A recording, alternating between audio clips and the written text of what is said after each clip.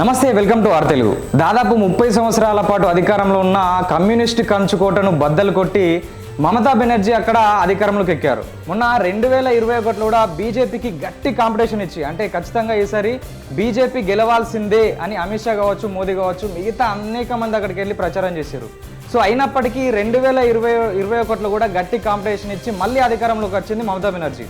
So మరి 2026 ఈ ఫలితాల్లో ఎందుకు వెస్ట్ బెంగాల్లో టీఎంసీ అధికారం కోల్పోవాల్సి వచ్చిందనే అనేక పాయింట్స్, ఎందుకు ఓడిపోయిందని చాలా పాయింట్స్ అయితే ఇందులో కవర్ చేశాను. సో వీడియో చాలా అంటే చాలా ఇంట్రెస్టింగ్గా ఉంటుంది. వీడియోలోకి వెళ్ళే ముందు ఒక్క లైక్ కొట్టండి. వెస్ట్ బెంగాల్లో ఇంత ప్రశాంతంగా ఎలక్షన్లు జరగడానికి, 93% పోలింగ్ జరగడానికి ముఖ్య భూమిక పోషించినటువంటి బీఎస్ఎఫ్ జవాన్లకు కావచ్చు, అక్కడ ఉన్నటువంటి పోలీసులకు మద్దతుగా జై హింద్ అనో జై భారత్ అనో ఏదో ఒక కామెంట్ పెట్టండి. సో ఎందుకంటే ఒకవైపు పాకిస్తాన్లోని మినిస్టర్ ఖాజా ఆసిఫ్ ఏమని అంటాడంటే, ఒకవేళ ఆపరేషన్ సింధూర్ 2.0 గిట్ట వీళ్ళు లాంచ్ చేస్తే వెస్ట్ బెంగాల్లోని కోల్కతా పైన దాడి చేస్తామని చెప్పేసి ఖాజా ఆసిఫ్ అంటాడు. ఎక్కడో 1000 కిలోమీటర్ దూరంలో ఉన్నటువంటి కోల్కతాను ఎందుకు టార్గెట్ చేశారు అంటే, బంగ్లాదేశ్ పక్క నుంచి వెస్ట్ బెంగాల్ ద్వారా కోల్కతాలో దాడి చేయాలని. సో ఇదే విధంగా ఆసిఫ్ మునీర్ కూడా సేమ్ కామెంట్ చేస్తాడు. ఏమనంటే, ఈసారి గిట్ట భారత్ మీద దాడి చేయవలసి వస్తే ఇక్కడ నుంచి కాదు, అక్కడ వెస్ట్ బెంగాల్ తరపు నుంచి దాడి చేస్తామని చెప్తాడు. సో దీంతో పాటు మహమ్మద్ యూనిస్, బంగ్లాదేశ్ ప్రధానిగా ఉన్నటువంటి ఇంతకుముందు అయినటువంటి మహమ్మద్ యూనిస్ కూడా ఏమనంటే, వెస్ట్ బెంగాల్ను మా బంగ్లాదేశ్లో కలిపేయండి అంటాడు. అక్కడ ఉన్నటువంటి కొంతమంది రాడికల్ గ్రూప్ కూడా వెస్ట్ బెంగాల్ను బంగ్లాదేశ్ యొక్క మ్యాప్లో కలిపేసి ఇది అఖండ బంగ్లాదేశ్ అనే ఒక మ్యాప్ని రిలీజ్ చేస్తారు. సో ఇలాంటి పరిస్థితుల్లో ఇప్పుడు 2026లో జరిగినటువంటి ఎన్నికలు చాలా అంటే చాలా ఇంపార్టెంట్. సో అక్కడ ఒక గట్టి ప్రభుత్వం ఏర్పడడానికి ఇది ముఖ్య భూమిక పోషిస్తుంది. కాబట్టి చాలామంది సైనికులు అయితే అక్కడ ఉన్నటువంటి జమాతే ఇస్లామీ గుండాలు ఇటువైపు దాటకుండా, సో ఇంతకుముందు ఏదైతే బంగ్లాదేశ్లో ఉన్నటువంటి చాలామంది వ్యక్తులు లక్షల సంఖ్యలో ఇక్కడ దాటి ఓటేశారో, సో అలాంటి పరిణామాలు జరగకుండా, పొలిటికల్ వైలెన్స్ జరగకుండా అక్కడ ఉన్నటువంటి బీఎస్ఎఫ్ సైనికులు కావచ్చు, లేదంటే పోలీసులు కావచ్చు, ముఖ్య భూమిక పోషించారు. కాబట్టి వాళ్ళకు మద్దతుగా కామెంట్ పెట్టండి. సో మొత్తం మీద వెస్ట్ బెంగాల్లో మమతా బెనర్జీ ఓడిపోవడానికి కారణాలు ఏంటిది అని ఒకసారి చూసుకుందాం. సో ఎందుకంటే ఒక లేడీ సీఎంగా ఆమె గెలవడానికి ముఖ్య కారణం ఏంటంటే, చాలామంది మహిళల ఓట్లు గంపగుత్తగా ఆమెకు వేయడం. సో దాని ద్వారానే ఆమె గెలిచింది. సో ఇప్పుడు అదే వ్యతిరేకంగా పనిచేసింది. సో ఎట్లా అంటే, ఆగస్టు 9, 2024లో హాస్పిటల్లో ఏదైతే ఒక ఇన్సిడెంట్ జరిగిందో, మెడికల్ స్టూడెంట్ పైన అఘాయిత్యం చేయడం, తర్వాత ఆమె చనిపోవడం, దానికి సంబంధించి దేశవ్యాప్తంగా పెద్ద ఎత్తున నిరసనలు వచ్చినప్పటికీ ఇది టీఎంసీకి సంబంధించినటువంటి కొంతమంది వ్యక్తులు చేసిన పనే అని చాలా వరకు అయితే అభియోగాలు ఉన్నాయి, విమర్శలు ఉన్నాయి.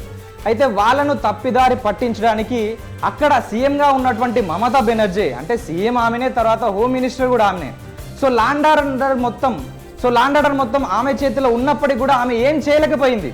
సో మహిళల రక్షణకు అక్కడ మొత్తానికి రక్షణ అది లేకుండా పోయింది. సో ఈమెనే రోడ్ల మీదకి వచ్చి నిరసనలు చేసింది. సో మమతా బెనర్జీ చేసే నిరసనలు ఎవల మీద, సో ఎవల గురించి ఈమె రోడ్డు మీదకి వచ్చి నిరసనలు చేస్తున్నారని పెద్ద ఎత్తున విమర్శలు వచ్చినాయి. సో దీంతో పాటు రాత్రి 8 గంటల తర్వాత ఆడవాళ్ళు ఎవరు బయటకు రావద్దని ఒక మహిళా సీఎం, ముఖ్యమంత్రి అయి ఉండి ఆమె ఇలాంటి ఒక నినాదం అయితే బయటకు చెప్తుంది. ఎందుకు అంటే, ఆ స్థాయిలో అక్కడ రిస్క్ ఉంది, ఆ స్థాయిలో అక్కడ క్రిమినాలిటీ రేట్ అనేది ఉందని చెప్పి ఈమె చెప్తా ఉన్నది. సో మరి ముఖ్యమంత్రిగా ఈమె ఏం చేస్తున్నట్టు అనేది ఇంకొక పాయింట్. సో దీంతో పాటు ఏదైతే బీజేపీ హిందువులను సంఘటితం చేసి ఆ ఓటు బ్యాంకు మొత్తం బీజేపీగా మలుచుకోవడానికి ట్రై చేసిందో, సో దీనికి ఈమె ప్లస్ పాయింట్ చేసినట్టు అయింది. ఎట్లా అంటే, ఈమె ఒకానొక టైంలో ఒక ప్రెస్ మీట్లో ఏం చెప్తుందంటే, నేను ఇక్కడ అధికారంలో ఉన్నాను, నేను ఇక్కడ సీఎంగా ఉన్నాను కాబట్టి మీరు ఇంత సురక్షితంగా ఉన్నారు, లేదంటే ఒకానొక కమ్యూనిటీ మీ మీద పగబట్టి మీ మీద దాడి చేస్తే ఒక్క సెకండ్లో మీరు అంతమవుతారని చెప్పేసి ఒక సీఎం ఈ విధంగా ఆమె స్లోగన్ చేస్తుంది. ఎందుకంటే భయప్రాంతాలకు గురి చేస్తుంది అక్కడ ఉన్నటువంటి ప్రజలను. సో ఇవన్నీ గమనించినటువంటి ప్రజలు ఖచ్చితంగా గట్టిగా బుజ్జి చెప్తారని మిగతా వాళ్ళు కూడా మాట్లాడుకున్నటువంటి సిచ్యువేషన్. సో హిందువులను భయభ్రాంతులను గురి చేయడానికి ఈమె ఇచ్చినటువంటి స్టేట్మెంట్ ఇది బీజేపీకి చాలా వరకు అయితే ప్లస్ పాయింట్ అయింది.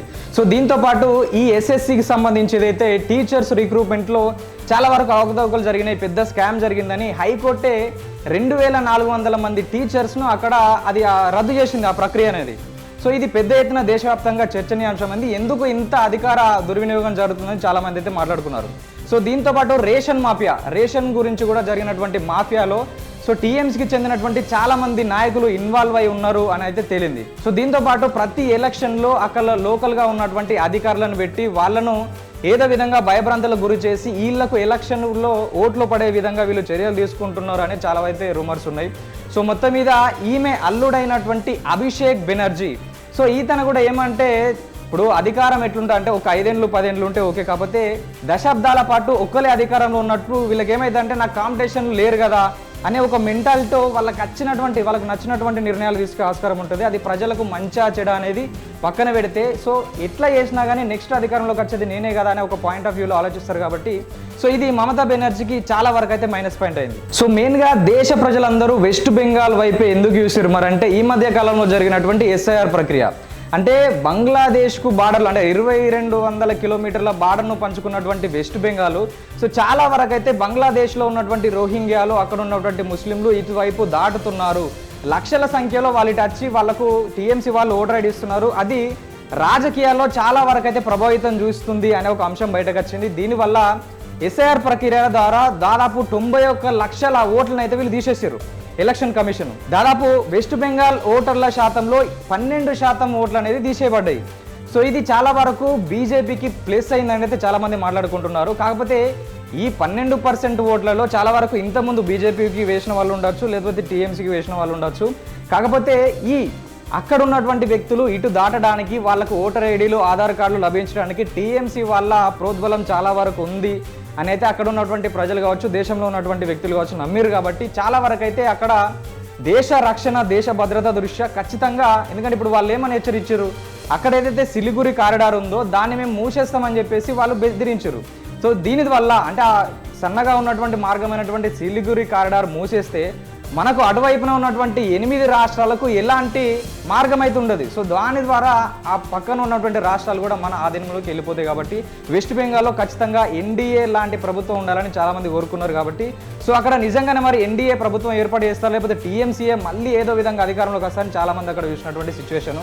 సో ఈ అభిషేక్ బెనర్జీ కూడా ఆయన ఏమంటారంటే సో మిగతా రాష్ట్రాల వాళ్ళందరి కలిసినా కూడా మమ్మల్ని ఏం చేయలేరు, సో నెక్స్ట్ కూడా టీఎంసీ అధికారంలోకి వస్తుందని కొంచెం ఈయన రూడ్గా మాట్లాడడం, తర్వాత దేశంలో ఉన్నటువంటి ప్రజలందరూ వేరు, టీఎంసీలో ఉన్న అంటే వెస్ట్ బెంగాల్ వేరు అనే విధంగా ఈయన మాట్లాడడం, ఇది చాలా వరకు వెస్ట్ బెంగాల్లో ఉన్నటువంటి టీఎంసీకి చాలా వరకు అది మైనస్ పాయింట్ అయింది. సో ఇవి మెయిన్ పాయింట్స్ చూసుకున్నట్లయితే మనం ఆర్జికర్ హాస్పిటల్ అనొచ్చు, లేకపోతే ఎస్ఎస్సి రిక్రూట్మెంట్ కావచ్చు, లేదంటే రేషన్ మాఫియా స్కామ్ కావచ్చు. ఇటువైపు చూసుకున్నట్లయితే 2200 కిలోమీటర్ బార్డర్లో 1600 కిలోమీటర్ల బార్డర్ వరకు ఫెన్సింగ్ వేసినప్పటికీ భూసేకరణ చేయకపోవడం వల్ల మిగతా 600 కిలోమీటర్లో సో వీళ్ళు ఫెన్సింగ్ వేయలేకపోయారు.